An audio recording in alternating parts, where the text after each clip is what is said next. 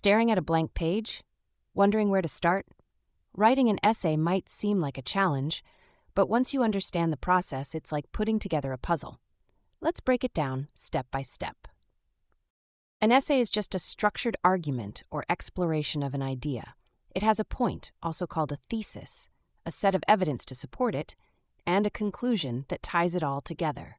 Before you even think about writing, read the prompt carefully. Is it asking you to analyze, compare, make an argument? These words are clues about what your essay needs to do.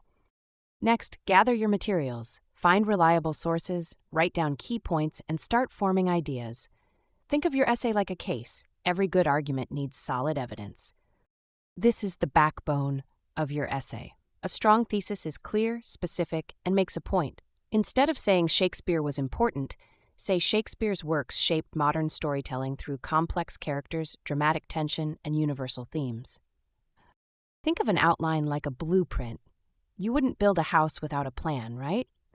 Your essay needs an introduction with a hook and thesis, body paragraphs, each one focusing on a key idea with evidence.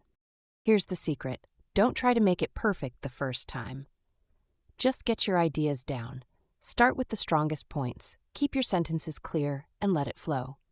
Now, fine-tune your work. Read it aloud. Does it make sense? Cut filler words, check grammar, and get feedback from a friend or tool. Editing turns a good essay into a great one. Watch out for these. Going off topic. Weak or vague thesis statements. Relying too much on sources without your own thoughts. And that's it. Writing an essay is all about structure and clarity.